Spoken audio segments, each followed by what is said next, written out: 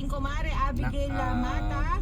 And of course kay Mami Lourdes Lulu. Happy birthday in advance, Mami Lulu. At kay Sandra mo. Ayun sa aking pamangkin si Arvin Chester Aralar. Advance happy birthday. At advance happy birthday ni rin sa anak ng aking kaibigan na si Mary Ann Mahal na mag-21st birthday sa February 15. Si Mark Owells. Ayan, tama ba? Owells ba yun? Advance happy birthday din sa aking parts. Dari Fernando, February 13. Oo, ayan. Happy birthday. At dahil dyan, narito ang aking birthday song para sa inyong lahat. At sa mga nagpa-birthday natin sa lives ngayon, February Ang date ngayon, February 8, no? 2025. Happy birthday. Mabuhay kayo hanggang gusto nyo. Oo. 9 na. To you. Happy birthday to you. Shop natin dyan.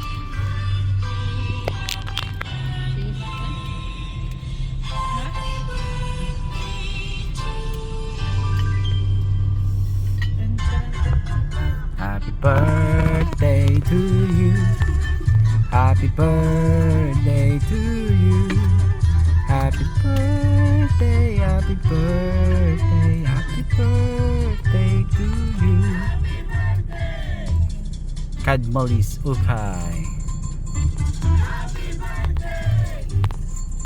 Happy birthday sa inyong lahat. Sa mga lahat na nagdiriwang ng February. Happy birthday. Ang buwan ng pag-ibig. Wow. Ding ding ding ding ding. February 9 Sino pa February to? 9 na. Sa akin, 2025. Sabi ko na to bago ako magsimula. Mamaya hindi ko na to mababasa. Beautiful man. Arnel Capulso, coconut nut is a giant. Coconut nut is a giant. Not if you eat too much, you get very fat. Thursday? Capulso, 14 ako. Bati mo Ah. happy Gusto mo yung ano? February 13, 14 na. Oh, birthday mo pala naman, Arnel. Hi, Happy nanay. birthday, Arnel Capulso, in advance. Dahil pala, dinaanan natin yan. Mabuhay ka rin hanggang gusto mo. Sabi ni Bajoki, Oh, pwede bagong mo tayo yung mag-request sa Jollibee. kanta ni Ariel Rivera Bagong renovate sa pala, aking hindi siya puso. tayo. And when I met you, ayan, sige, i-play natin yan mamaya. Oo, sige, sabi ni Juliet Junio, mamaya patugtugin natin yan luha, no? Ano pa tayo, naka-live. After this, papatugtugin na natin 2025, yan. Okay, February mga 9. guys, ako na tayo sa ating topic this After afternoon. 20 years to, mapapanood natin. Yung maging itsura kaya nito, Angeles. Spot red flags sa mga tao sa ating paligid at paano ito maiiwasan. Unang-una na dyan ay ang tinatawag nating energy check. Energy check. Nakakilala ka na ba ng tao na parang nakakapagod kasama? Yung isa yung senyales sa inyan na pansinin mo mabuti kung ano yung nararamdaman mo pagkatapos mo siyang makasama. Nako, makiramdam ka. Oo, ka-vibes. Kung yan bang lagi mong nakakasama, tuwing makakasama mo yan, pagkatapos ninyong magkasama, either napapagod ka o parang pakiramdam mo na drain yung energy mo, tapos pakiramdam mo stress na stress ka. Kahit hindi naman ikaw yung may problema o ikaw yung nai-stress, di ba? Yung parang exhausted ka, yung parang ano bang meron dito sa tao na to na pagkasama ko parang nakakaubos siya ng energy. O yan, ako sign yan ng red flag. Oo, kaya medyo iwas-iwas ng konti kasi yan ay Bakit? may tinatawag na matitinding Bakit? red flag. At kadalasan mga ka-vibes, hindi nagsisinungaling ang mga instinct natin o ang ating mga kutob. Okay? Susunod mga ka-vibes! Makikita ninyo ang red flag sa mga tao sa paligid nyo kung paano sila mag-handle ng mga conflict. Laging may hindi pagkakaunawaan. Ayan, sa mga pagkasama nyo to, palaging mahilig sila sa mga away, diskusyon, ganyan. At ginagawa pa nila tong mga to, una, humihingi ng sorry. Diba? Kapag humingi na sila ng sorry, kapag mali sila. Pangalawa, nakikinggan ba nila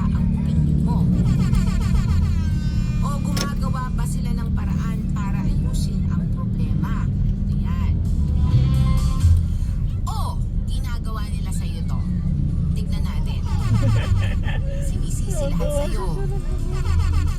Iniiwasan nila ang mga usapan o mapag-usapan yung issue. At pinaparamdam nila sa'yo na mali ang pagsasabi mo ng mga nararamdaman mo. So ayan, yan ang una. Paano nila hinahandle yung conflict? Pag palaging ikaw ang sinisisi niyan, pag palaging ikaw yung mali niyan, at hindi marunong yan mag-sorry at aminin yung mali niya, meron siyang tinatawag na red flag. Susunod, how they treat strangers.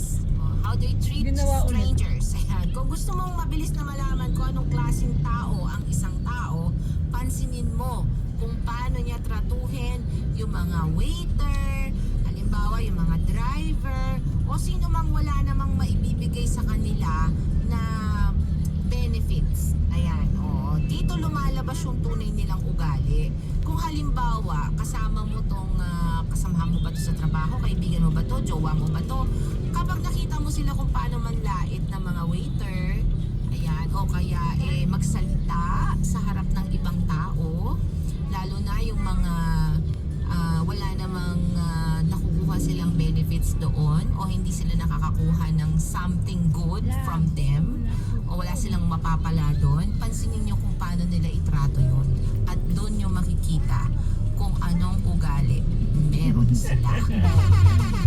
Clear na, no? Manipulative language, meron ba sila nito?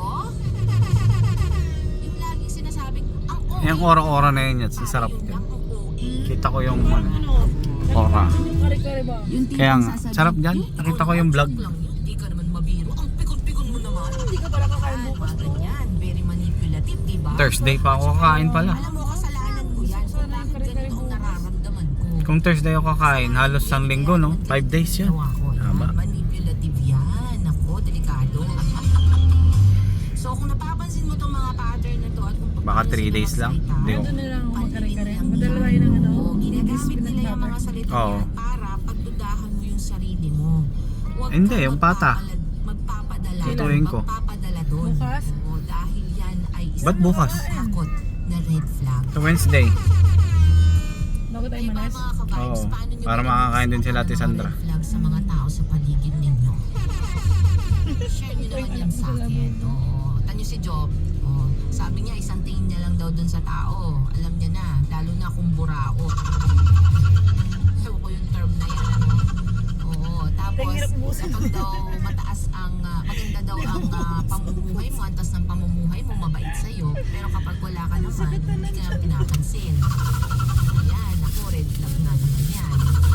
Hanggang pag may kailangan lang, kapag mabango na. Wala kasing red palaman. flag. At dahil dyan, sagutin natin si Mr. Right. Ikaw na ba Hello, si Mr. Mr. Right. Right? Magandang hapon. Hello po, Mami DJ Amir. Happy Hi. birthday po.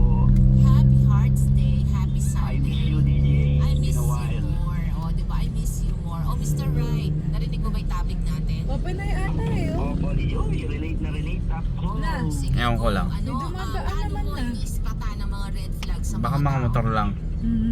Ano, May kotse ako, yun. DJ, sa like ng mga nasabi ko nung Baka galing ng ano yun. Akong tao, pinapakita ko talaga yung Wala pa ano, talaga. yung Hindi, real wala side pa. ko talaga. So ayun, kung Ayun. minsan na ano sila sa akin, naiinis sila sa akin. Bukas, motor tayo Yung dyan. bagay na ano, yung hindi nila, kapag hindi nila kayang gawin yung isang bagay, Saan talagang sila maiinis bubuna? sila sa'yo. Baka yun, hindi nila kaya magpakatotoo minsan. Plastic sila or ano sila, toxic sila gano'n. Labo. Oo. Paano ba? Bigay ka nga sa akin ng mga katangian ng mga taong may red flag.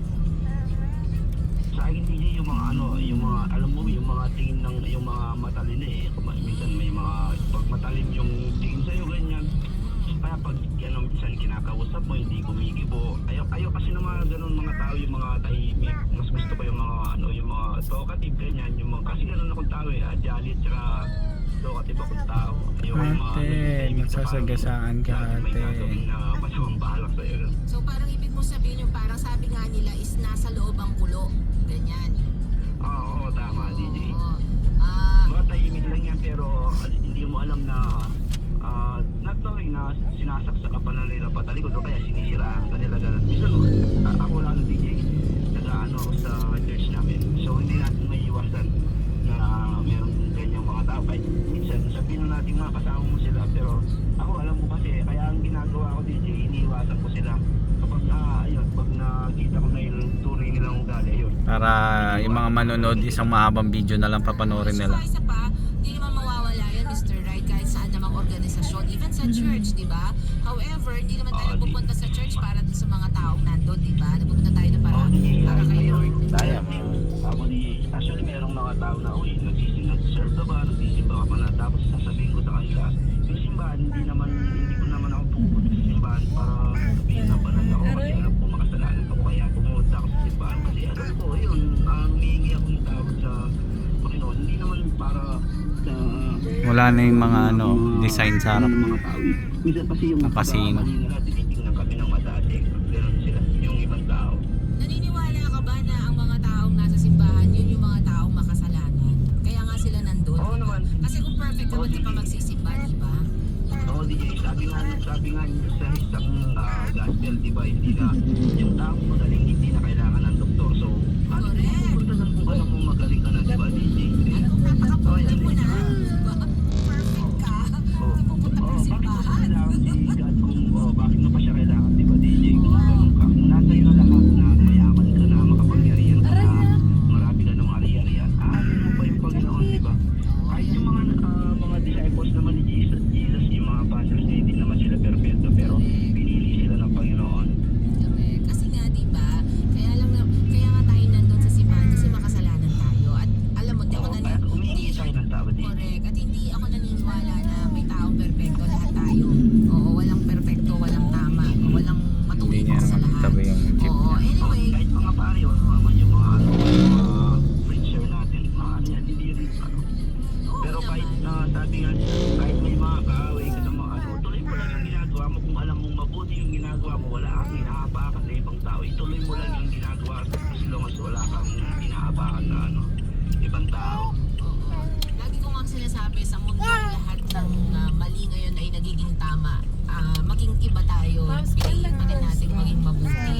Oo, at sinasabi ko nga, pagiging mabuti, walang bayad pero may sukli. Di ba? Ah, sige. Mas tama. Kasi yung mga ibang Minsan kasi yung mga taong hashtag, ganyan, yung mga parang yung mga taong hindi lalabas lahat marunong yun maras yan. sa salamin. Parang yung mga taong ganun ba?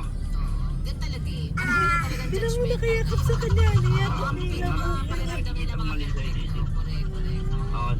Kaya minsan ako hindi ko may iwasan na talagang basta magkikipag-argue ako sa kanila para lang ipaglaban ko yung tama.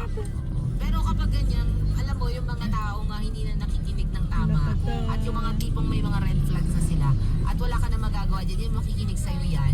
Ay, mga short to. Yan, Mr. Right, okay? Balik ako. Tama din. 50 lang. Dahil dyan, 50 lang. ka na. Ha? Forgiveness and you have to pray for them. Ayan. O sige, go ahead and shout out at anong song request mo, Mr. Right? Gusto ko lang po i-shoutout sa lahat ng mga GD yan sa Gibanaz natin. Mami Pine, Sir Shintaro, Tingin ako ng maong. Gusto ko maong. Nathaniel, kay Pablo, Ma'am Rai, Medyo light. Miss Amor, Oo. Para Miss pares Joyce, tayo. si Shadow Moon, Sir Norberto, Ma'am Joan ng Tapas, si Ma'am Gretchen ng Porac, Sir Mike Garcia, Sir Happy Naisip ko yun sa'yo ngayon. Ma'am Garcia, kay Papa Charles po. May At gusto syempre, magpara-touch sa aming bukas. pinakamagandang mami, DJ Amir. Yes! Eh di bago tayo magpunta ng Angeles. Magaling kang mais, ha? Tapos sige ba siguro Oh, yan, Mr. Right. Yung sa inyo, ako na lang mag-ayos ng akin, mabilis lang naman. Pwede wala ako maglalagay. Wala naman tayong, hindi naman natin kailangan pumorma doon. Ako pala. Oo, wala. Pang bahay-bahay. Pero wala ka natin kahit dalawang ano. Panglabas. Hanapin ko yan later. Thank you so much, Mr. Right. Salamat sa iyong insights and thoughts. Ingat Thank ka you po, and happy DJ. Sunday. Bye. Ayan si Mr. Right. Ako, ang ganda naman sinabi ni Mr. Right. Ang taas na sa Ayan, sabi ni Ka-Vibes sa 0178. Good vibes, DJ Amir. Pero tumawag muna si Papa Charles. Papa Charles! Magandang hapon! Solid naman yung pagkakaritoke niya, pati noo. How to spot, how you spot. Bumagsak na yung mukha niya, no? Sa mga tao. Sige, bigyan mo Bossy sample. Burgess. Ano yung binibin nyo ng Shopee? Paano mo naiispatan ng mga red flags sa mga tao sa paligid mo? Ayun na, boss. Lahat yung mga tao sa paligid ko. Paano ba nalalaman kung itong tao to, ano to? May red flag to, red flag to. Paano katangian ng tao na masasabi mong red flag ito? Mahirap to, kailangan iwasan to. Yan. Isa para sa akin siguro DJ yung mga plastic na. Yung mga taong feeling na talapagmana ng kumpan. Talaga? Shout out po sa mga taong ano. Yung tipong pareho lang kayo na empleyado, mas na parang na talapagmana nito. Excuse me guys. Kanang kamay talaga ni boss and whatnot, diba? Yun yung mga red flag sa akin. Lakas kumain ng battery pag video. Plastic na lang yung pinapakita. Pag nasa harap mo, they are good. Pero behind your back, they are saying something bad to you. Yung tamtam. Saka yung Ulit naman sa Ulit-ulit. yung mga empleyadong Ayan na naman siya. mahilig mag-critic. Mga mahilig magnetics? Yes. Red flag sa akin yung mga alam Oo. mo yung mga empleyado na ginagawa nila yung responsibility nila, ginagawa nila yung practice na pero may mga empleyado na alam mo yun na Kaya nga tayo ulit minsan dyan. Baryotic. Oo, kung may pera Kaya sila, nakakamiss tapos kumain kapag dyan. binigyan sila ng O yung trabaho, kare-kare na lang tapos malambot. napapagod. Yung oo. Ganun sa kanila pa rin yung sa'yo. Gusto na may credit pa rin sila. Pero pag wala naman silang ambag talaga yung sa project or whatsoever. Ay nako, ang daming red flags, no? Oo, paano ka ba umiiwas sa mga ganyan? Ayan. Paano ka umiiwas sa mga ganyan, Papa Charles? Ako din kayo na inahayaan ko lang. Huwag na lang ako lang gagambalain talaga sa trabaho ko. Huwag Okay. na lang talaga mag-approach magandas namin na ako yung tatalagin nila talaga. Alam mo yun, mag-dismove talaga ako na kung alam ko tama ako, talaga ako i-justify yung sarili ko. Diba? Yan And then, naman. hindi naman natin tinatolerate yung ganun na bagay, lalo na kung subordinate ko. Tapos, may attitude yung downline ko or yung mga tao ko. Hindi natin tinatolerate yung talaga. Tapos kasi puputulan na ng sungay. Diba? Pag mali, okay? Diba? Oo, kailangan lang ng disiplinahan.